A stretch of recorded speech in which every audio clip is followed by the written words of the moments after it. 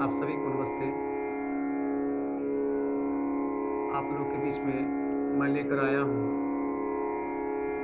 राग भैरवी के बारे में। सबसे पहले आप लोग से ये कहना चाह रहा हूँ कि इस मिश्रा चैनल के अनुसार जो भी आपको वीडियो प्राप्त होता है, आप इसको लाइक और सब्सक्राइब करें। आज राग भैरवी के बारे में बता रहा हूँ मैं कि राग भैरवी बहुत आसानी से जो है कि नहीं उसका थ्योरिकल एंड प्रैक्टिकल के बारे में समझ लेंगे तो आप आसान से स्मूथली आप बजा सकते हैं, राग की आपको जानकारी हो सकती है। तो आइए सबसे पहले मैं आपको राग भैरवी के बारे में बता रहे हैं कि किस प्रकार से राग भैरवी का परिचय है, इसके बाद और किस तरह से उसका आप बजाएंगे, आरोह अवरोह क्या है।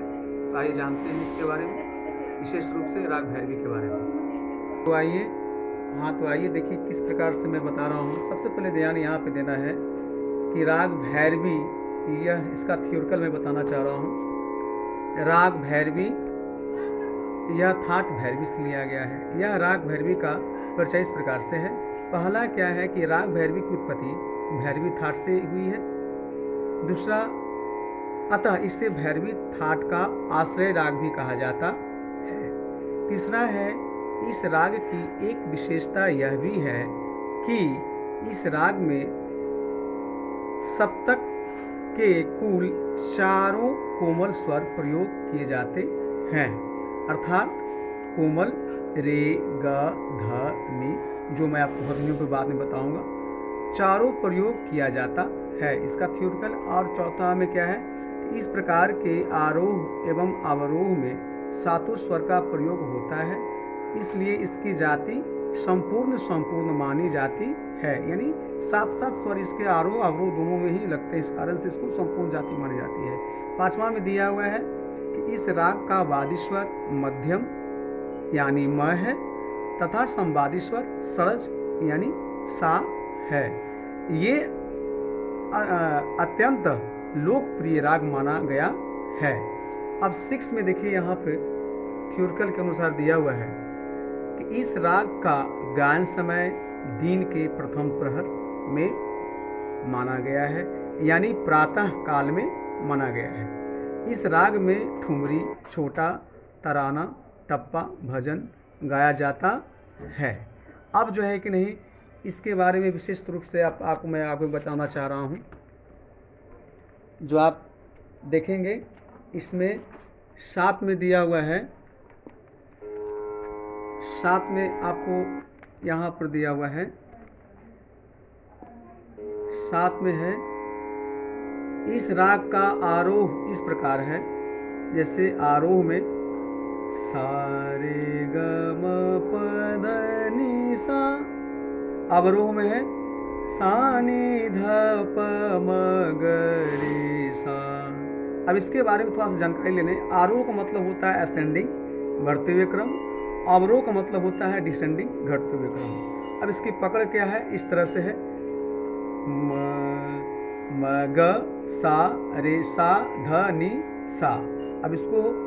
अब हम यहाँ पे कुछ ये भी कहना चाहते हैं कि कुछ मतभेद है कि कुछ संगीतज्ञ इस राग का वादी प सा, लेकिन अधिकांश म सा यानी कि म और सा इसका वादी और संवादी माना जाता है।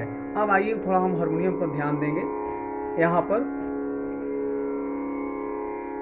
हारमोनियम पर ध्यान देंगे कि इसका आरोह कैसे है। तो देखिए, ये 12 स्वर है। 12 स्वर में 7 स्वर इसमें कोमल, 7 स्वर इसमें शुद्ध है, 7 स्वर इसमें शुद्ध है, और एक स्वर तीव्र माने गए हैं, तीव्र माने गए जो म होता है, और 4 स्वर कोमल हैं। तो 4 स्वर जो कोमल हैं जो राग भैरवी में ही लगता है, जो अभी मैं आपको बताऊंगा राग भैरवी में। जैसे देख लीजिए, सा राग भैरवी का आरोह सा रे ग म प ध नि सा, आरोह हो गया।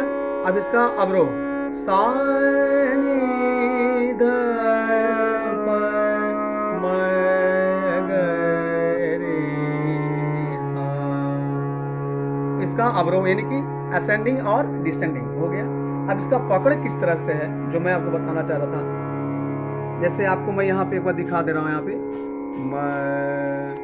म, ये म ग सा रे सा ध नि सा। अब इसको हम कहेंगे हारमोनियम पर किस प्रकार से कहेंगे, प्रैक्टिकल ढंग से पकड़,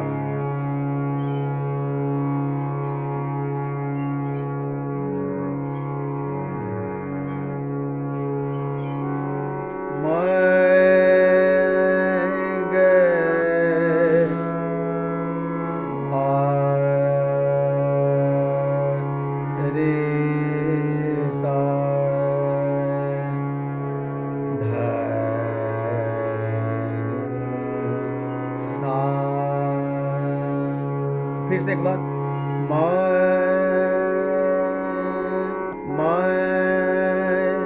ग सा रे सा नी सा ध नी सा। म ग सा रे सा ध नि सा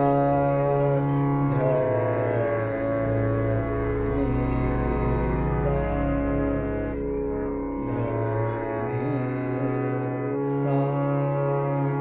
तो इस प्रकार से इसका पकड़ है। अब इसमें इसका आरोह में जैसे हम बताएंगे, सारे ग म प ध नि सा, सा नि ध प म ग रे सा, बिल्कुल स्मूथली, बिल्कुल आसान से है। सारे ग रे सारे ग म ग रे सारे ग म प ध प म ग रे सारे ग म प ध नि ध प म ग रे सारे ग म प ध नि सा।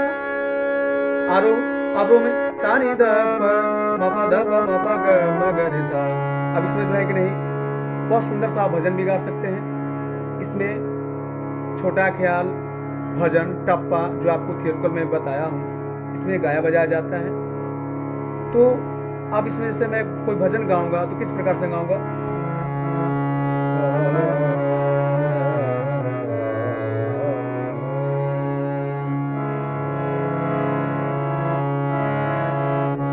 जैसे मैं शारदा माँ सरस्वती का एक वंदना में कर रहा हूँ राग भैरवी में, तो कैसे कहेंगे, माँ शारदे माँ शारदे तू दीन जन दुख टारे दे, माँ शारदे। इस प्रकार से आप कर सकते हैं। और मान लीजिए कोई भी अगर अच्छे कोई गाने भी अगर गाना हो और दूसरे भजन करना हो तो कैसे करेंगे,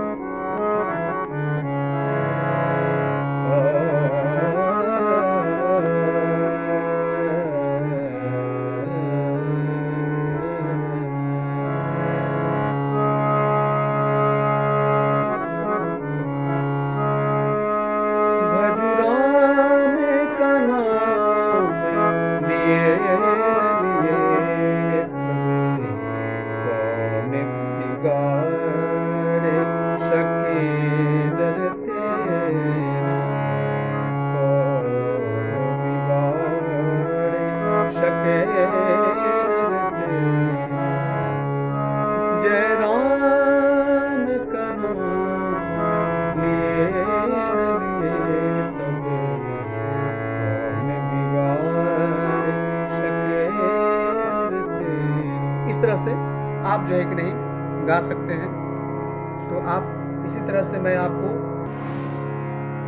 तो इसी तरह से आपको मैं राग भैरवी का आप आसानी से स्मूथली बजा सकते हैं, और जितना प्रैक्टिस करेंगे उतना आपको अच्छी तरह से आएगी।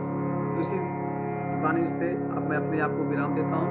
अगले बार मैं आपके साथ लेकर आऊँगा नेक्स्ट वीडियो में, दूसरे राग के बारे में जानकारी आपको होगी। तब तक मैं आप लोग सभी लोग का नमस्ते, जय हिंद, जय भारत। आप इसे सब्सक्राइब जरूर करेंगे ताकि आपको वीडियो प्राप्त हो सके। सबको नमस्ते, जय हिंद, जय भारत।